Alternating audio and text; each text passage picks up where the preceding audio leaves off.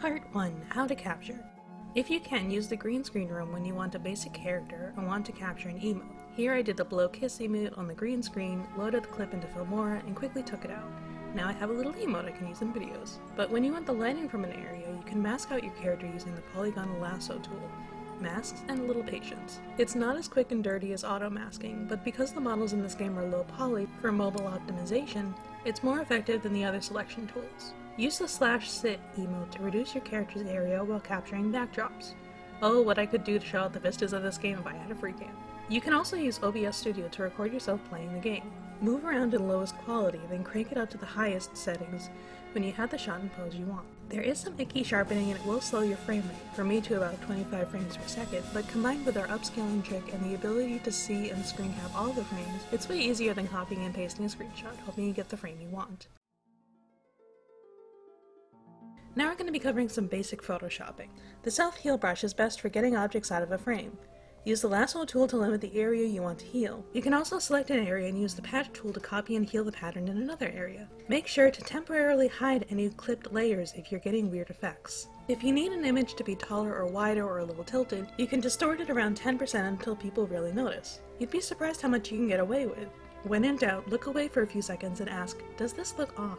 Want a little more oomph to your character models and faces, or want to make goofy faces like those YouTube thumbnails? Let me introduce you to the Liquify filter. In the latest version of Photoshop, it will auto-find faces, and you can tune things like eye size and smiles, though you can get a little Monster Factory on it. Here it is on a warm-up promo I did a few days back. See? More life to the eyes, a quirky little smile, and a streamlined face full of appeal. Just remember, it's a seasoning like salt, and you can totally turn people off by doing it too much. Contrast, or the comparison of light and dark, makes up over 50% of how we see images. Don't believe me? Which can you understand faster? This image that's all black and white, or this image with increased saturation, but everything's the same value? If you want to refine the contrast in a specific area, you can use the dodge and burn tool.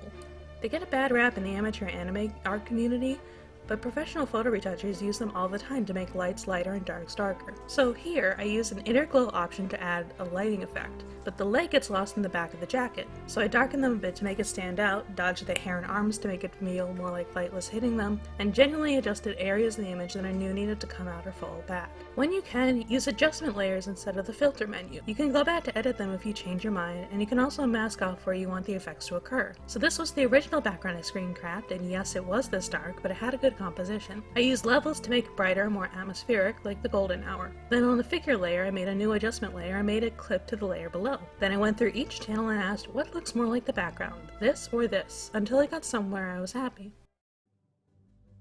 And next, handy websites. My secret for upscaling is Waifu2x. It's a neural network site that has been cloned a bunch to upscale and denoise photos and artwork. Upload your screenshot, select 2x upscaling, medium noise reduction, not a robot, and convert. Pexels is a great website for high-quality stock images and backgrounds that are all free. Sometimes the images are a little artsy, and sometimes you just need a generic image, but websites like this are worth checking out for inspiration. Do not use anything with a watermark.